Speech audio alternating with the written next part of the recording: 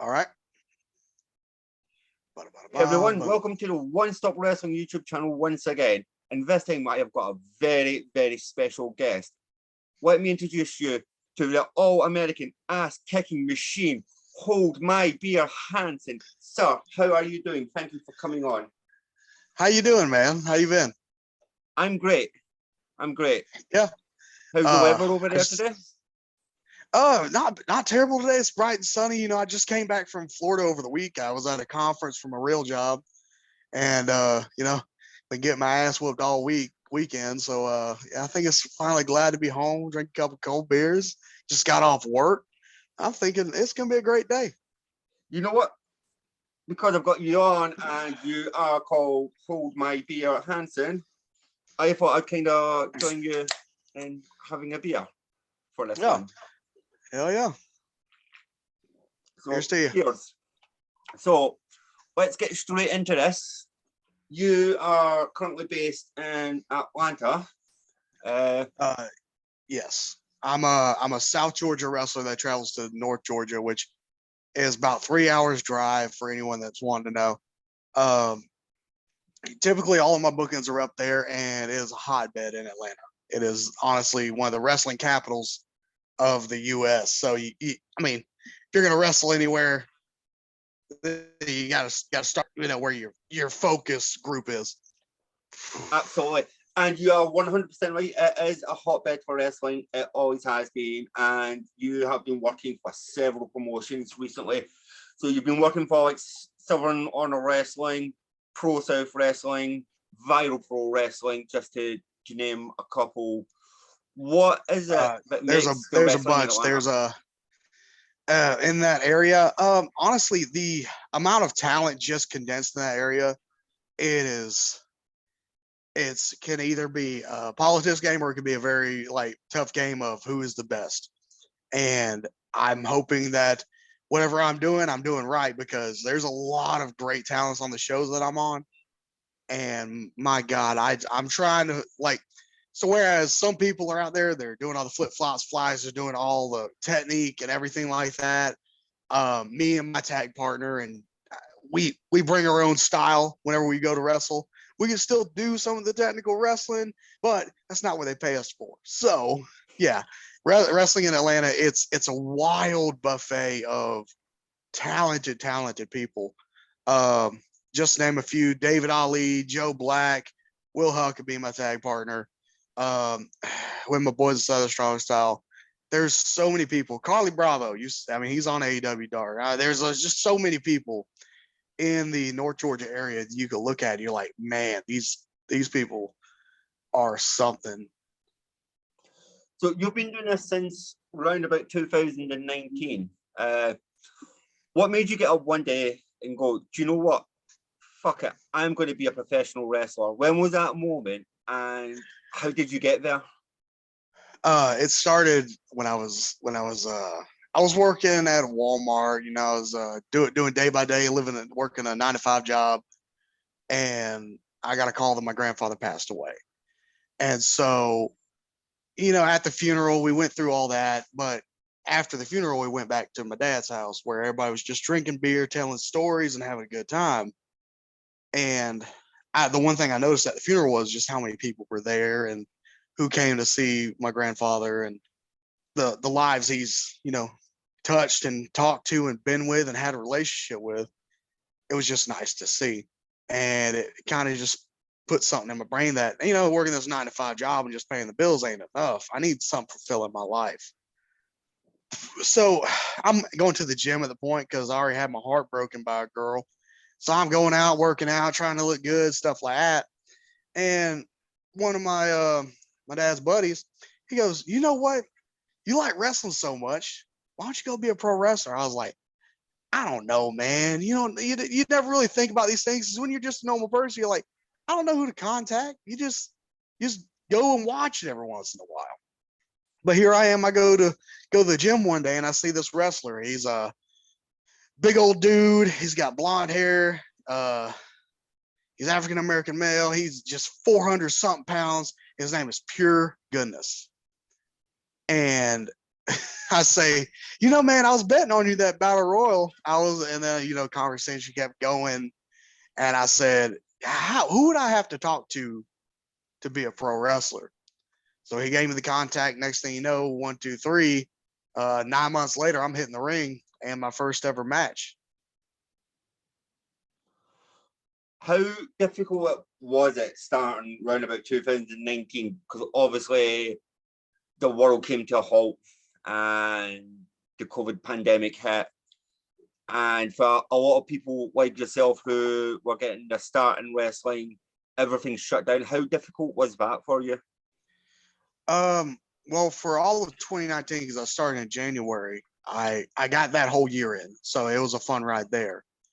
As soon as 2020 hit, it was startling because everybody, like, at that point, like, we stopped doing shows and we were all just hanging out and we were just doing training. But then COVID hit, it shut down a lot of the stuff. But for some reason, I was watching everybody, and they were just, some people were like flopping. They were just fish out of water. They didn't know what to do because wrestling, there's no wrestling going on. Everybody's stuck at home. They don't know what to do. They're just making content, but it's not really getting off the ground. And I was like, something's not right. So let me try my own hand at it. So I did a few things. They wasn't that great, but I still try to keep content in there because if you're out of the spotlight, they're going to forget about you. So keep doing the content out, try to put some videos. And eventually I see that Southern Honor posts they're going to bring back the Rumble Jack, which they do a Rumble type thing. And at the end, the last two participants, all the people come back out for a lumberjack match. So Southern Honor is the be all end all of wrestling at that point in my mind. I'm looking at it and I was like, I see the production, I see the lights and glamour. That's the company you want to be at. So I'm just like a couple years in and I see it. And I'm like, yeah, I'm going to try it. I'm going to just go ahead and see what I can do. So I send them a video where I pull up on the golf cart, my dog, and, I issue a challenge to be in the Rumble Jack. And they look at it and they say, you got the date wrong on that. You're fired. I said, well, that was it. I tried there. See you later. So they talked it over and everything. And they said, you know what? I think this can work. And I said, okay, what do you got in mind?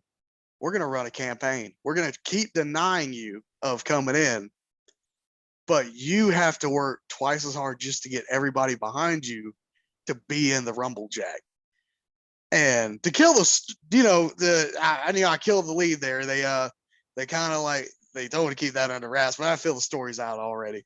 The case was, next thing you know, there's people behind me, there's teams, there's people messaging me saying, we got this, brother, and we're working together, and we're just blowing it up out of proportion. And to the point where when I show up at Southern Honor for the Rumble Jack, they do it as like one person didn't show up, right? So I'm the guy who is there. All you see is the beer handed off and beer cracks. And next thing you know, my music hits. The room erupts in the most magical moment you could ever think about. And wrestling is about magic. I tell you, it's absolutely. When you witness things that make you like, it's energy. There's magic in the air. You can feel something. And so when that room just went, whoa, that wall of sound, like, it's nothing like you would have ever seen before. I would attribute it to, like, because the things that I've witnessed in my older age now, like as an adult, seeing recently Stone Cold come out and have a match I thought I would never see it again. Yeah, I cried. Honestly, I'm going to say I cried. I watched it, and when he threw that first suplex on the stage, I was at waterworks started coming out. I was like, I'm a 4-year-old kid again, it was magic. So but the story for me with Stone Cold Steve Austin was, because obviously, like, UK based, and we have to be the most dedicated fan base in the world. It's about 4 a.m. I don't see it. 4 a.m. in the morning.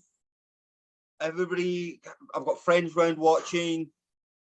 Kevin Owens comes out. We think we're going to get the KO show. He comes out, he challenges Austin. And Austin goes, you know what? Fuck it, one more match. And like everybody's just looking at each other going, is it happening? And Austin done things in that match he did not have to do. He took like the suplex on the concrete. You would not expect Austin. He didn't have to do it. But he went around 20 minutes with Kevin Owens and gave everybody one more magical WrestleMania moment. It was fantastic. And while drinking beer in between sections of the match. And I'll tell you this little secret, drinking beer in a match will gas you out more than anything. Cause you like just the bubbles and the carbonation, it'll tear you up. Cause you're sitting there, you got your breath. You may have the best car in the world, but once you get these bubbles in, you start burping and everything. Oh, you're over. It's done. You're going to have to try to calm things down right there. Oh, but yeah, that it's match. Not something I'm personally going to try. I'm going to take your word on that. Yeah, it's just my word of advice for anybody that wants to do a beer drinking gimmick. I know there's like too many of us already, but yeah, just be aware of it. Just keep your bubbles down. You can drink a few sips before you go out there, but boy, in the middle of a match, you're gonna be gassed out. Yeah, the magic of wrestling. To go back to what I was saying, the magic that you experience within wrestling, creating moments and winning belts are fine. Winning matches is cool. But the thing that gets me in my mind is I'll go out there and I'll have a match. And next thing you know, if I didn't like a match, right? I had the kid one time, he walked up to me. I had a bad match. I didn't feel good about it. Got cursed out in the back. I'm still young. I was messed up in the match, greenhorn, messed up. But the kid goes up to me and he goes, "You're my favorite wrestler. That was the best match here. I play a mean, stone faced, I keep my emotions in check. But nah, that kid, he got me right there. I gave him a sticker and a button. I said, yeah, thank you, man. I appreciate it. And I told the guy I was watching my table, I said, I'll be right back. I had to go walk off to the back and let it out a little bit. I was like, this kid out of nowhere just changed my whole day. It's magic. It is. You'll always remember like those moments. Absolutely. And that's the thing. Anybody who watches professional wrestling, they remember the moments. Vince McMahon famously said, "No one will remember the match. People only remember the finish." Which moments. It's very true. They don't remember, moments, finishes. It's what people talk about. Nobody talks about that Hell in a Cell match with Mick Foley and Undertaker about any arm drags or anything. We talk about the moment of Mick going off the top of the cell through the table. Do you know who won against Rock and Hogan? No. Okay. Obviously, it was The Rock. But, you ask someday, you have to think about it. Because the moment you remember is a standoff. The moment you thought you would never get, that's clearly what you remember. And if I was to give any advice on anybody, if you want to go to a wrestling show as a fan, sit behind a family of kids that are invested. And once you see the music hit and you see everything going off and you see that kid in the front row just like throwing their arms up and they're excited and everything like that, that's the magic. That's the thing you're looking for right there. I couldn't agree more. Now, something you touched on, you are a tag team wrestler. Yes. You are one half of the All-Star special with William Huckabee. Yes. And you are the SHF tag team champions. Now, you recently beat TSF, Hunter Knott, Rosario Grillo, who are a couple of Cody Rhodes students from the Nightmare Academy. How cool was that? Because these guys are making waves. So how cool was it to get in the ring with them and get the win? Yeah, so those two kids, honestly, I like them a lot. A lot of people don't because they have the stigma, man. Usually when they come out of the Nightmare Factory, a lot of guys don't like them. Because the stigma that a lot of the wrestlers tend to get is, oh, I was trained by XYZ. I know what I'm doing, but you've only been wrestling for 12 weeks. It takes experience. You don't know how to work a crowd. There's like, just shut up and listen sometimes. Like when you get a new job, yeah, you went to college.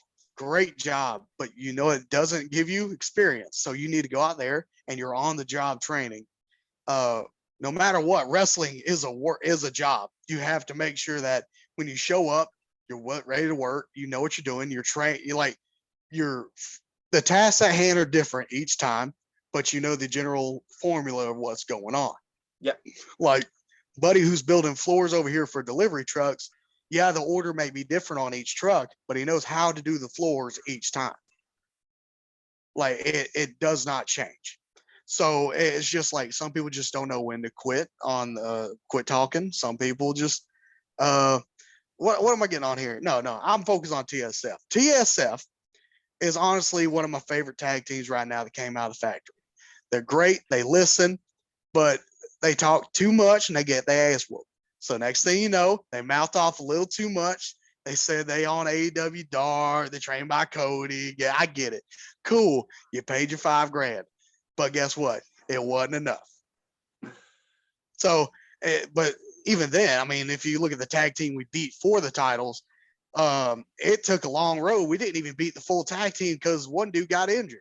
Kyle Matthews and Chip Day are stalwarts here in Georgia. Chip Day is one of the most talented wrestlers you'll ever face in your life and one of the greatest people on the mic.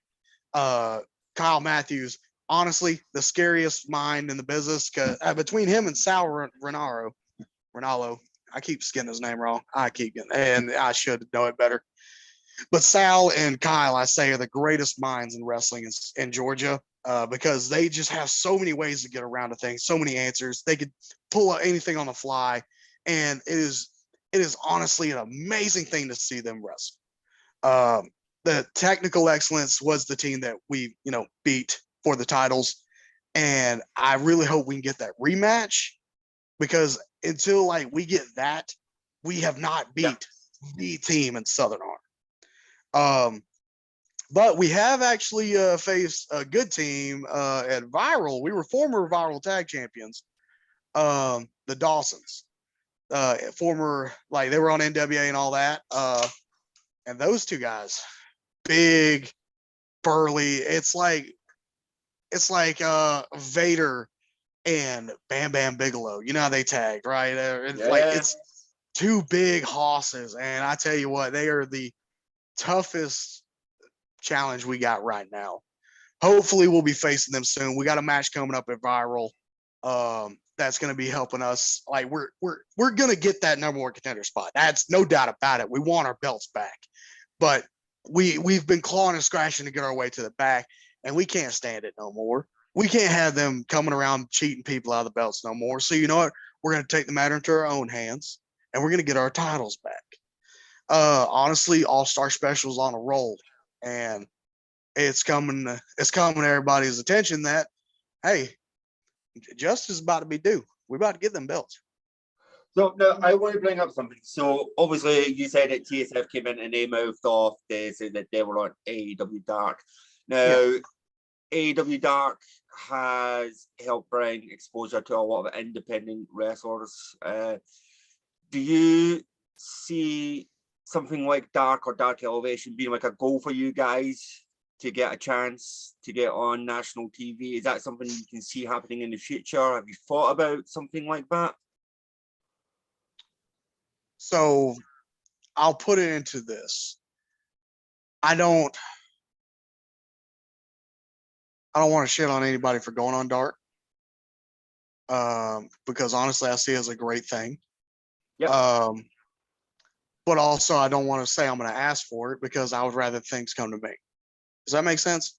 Oh, that absolutely. Because right now, I don't feel that I am me or the tag or Huck is talented. He's been in the business for 16 years. He has everything, right? Me, I'm still young. I'm still learning things. So until I get the gears polished and everything running smoothly, I don't feel I'm ready for it. And that's just me being, humble there. I don't feel that I could be on dark like that and, deliver. So if they call me and say, hey, we need all-star special on there, we need Hold My Beer Hanson, I'm on it. I'm going. Because they thought they saw me. They said, you know what? We got to get this kid a chance. But until then, I don't think I'm going to be asking for it because I don't feel I'm ready yet. I think there's much more respect for someone like yourself who says that I want to be more polished. I want to be ready for this. I don't want and to also, do this. I mean, I would rather there. I'd rather have a career like Eddie Kingston and be in the Indies and do a lot of cool stuff and, create moments and travel before I get the call. I feel like that would be I feel that would fulfill my heart a lot more, if that makes sense, because I just want to do all I want to have the experiences. I want to have the headaches, hassles, and horse shit on it. I want to be able to live my life, and then boom, they say, hey, we like what you're doing, kid. Come on in, and the water's fine. So also, let's talk about the independents a little bit. Do you have plans on going outside of Atlanta? Are there any independent promotions you've got your eyes on, like maybe something like Poly Pro Wrestling in Texas or something like GCW? Honestly, yeah. I mean, always those. I mean, companies like GCW or I mean, I've been watching No Holds Barred, the deathmatch stuff on IWTV. Yep. I've been watching a lot of that, and actually, I do want to get into deathmatch wrestling. I think I'll probably talk about gimmick matches later. But if I'm wanting to travel at companies, there's a few I watch and I pay attention to. I probably would say something like Paradigm or the Uncharted Territory is coming up on IWTV. There's a lot of stuff like that I'm seeing, but I don't really know how to contact because right now I don't really contact anybody. They kind of just call me whenever they see my stuff. I'm not really good at making the first connection. And so that's on my more recent goals. I need to get better at putting the resume together, putting the matches they need to see what I do, and just getting that package together to present. I don't currently have it all put together, and I don't really feel too confident in it, right? Because all my matches are from when I started out a couple of years ago, and most of my matches right now are just all tag matches. So I need a little bit more variety right now. So that's on my project list. If it happens, awesome. And I'm excited and I will do it. I just currently need to work on these things to present my package and what I do a lot better. And you have had some gimmick matches like street fights and cage matches. So you do understand like violence and so one question like I kind of want to ask, what's your overall take on being in like in the gimmick matches personally? Honestly, props to anybody that does it, right? Because like I feel I like the people that do the last man standings or the Iron Man matches or the wrestling based stamina matches. Great job. I probably ain't gonna be that guy. But I do know one thing. I know how to whoop somebody's ass and I know how to bleed. So deathmatch wrestling, I've been watching it recently because I've been watching Tank and Cruel, right? And those Cruel Mads Kruger from MLW.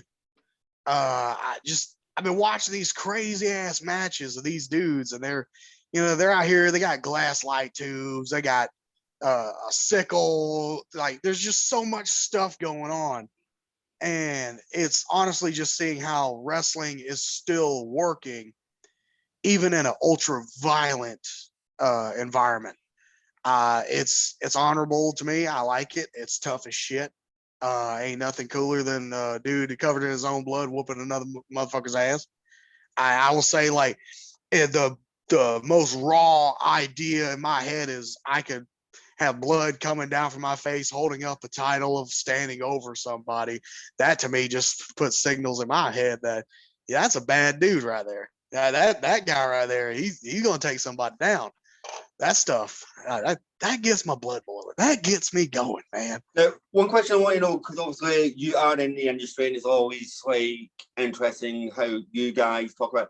Do you think a lot of the time gimmick matches, death matches are kind of overused in the world of professional wrestling now, and it takes some of the meaning of these matches away?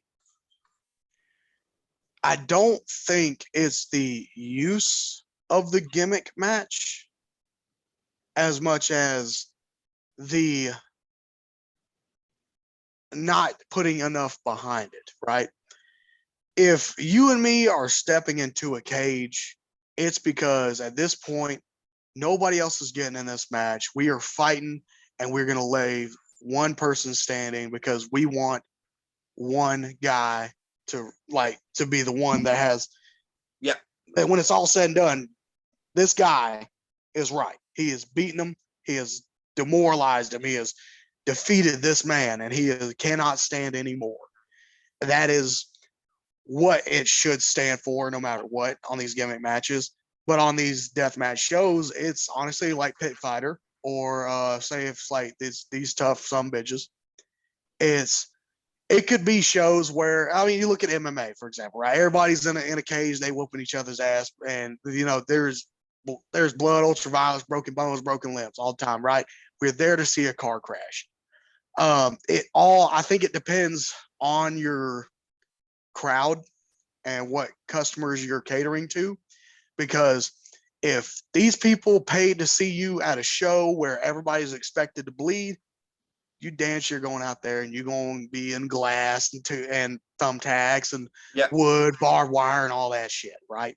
But if they're going out there and they're expecting everybody to be diving, good holds and everything, like in good wrestling and entertaining, and that's what that crowd paid for.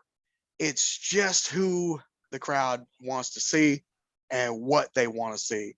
But if we want to talk about like shows doing storylines for gimmicks, yeah, build up your stories. You got to have two people angry enough to step and get stupid enough to get inside that cage, or have, all these weapons thrown everywhere. They have to be angry. They like, because in a normal situation, two men are not going to go into a contest and expect to just stab a man because they just want to see who's the better wrestler.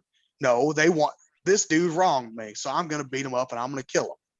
That's just. But I totally 100% agree with you. Like, my biggest peeve in professional wrestling is when WWE will do like these Hell in a Cell shows, and the match means nothing. You go, well, we're going to have Seth Rollins versus The Fiend in a Hell in a Cell for absolutely no reason. We're not going to explain why these people have to be in the cell. They're just there, and you can't get invested. That was easy to explain if you think about it. Why am I invested? But you rewind back to 2000 and you see Cactus Jack versus Triple H and a Hell in a Cell match, and they two wanted to kill each other. Yep. And I think professional wrestling needs to be kind of more story driven. Why are we watching these gimmicks rather than as turning on a show and going, tonight we've got a cage match? Why? Oh, because the show's named Cage Match. Exactly. No, the show is named Rage in a Cage. I mean, everybody's in a cage, man. Oh, now talking about cage matches, you did bleed quite narrowly in one. Yeah, I've been in two. Now, how did that happen? I've been in two cage matches so far. One on Christmas and the other one most recently in April.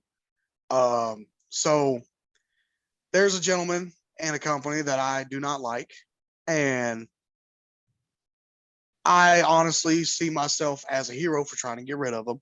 So I thought to myself that I'm going to be the one that's going to be, leading people on this charge. And I guess fans ain't going to take my side on it, but I feel that what I'm doing is right. This man, in the past, he's done some stupid stuff.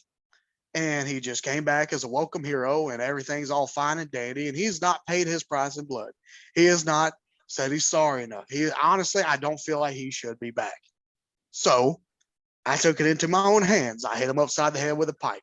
I hit him upside the head with a bottle. I've made this man bleed his own blood. But I thought that I'm just gonna beat him in the cage. Because guess what? I got friends in low places, and they see what I'm doing is right.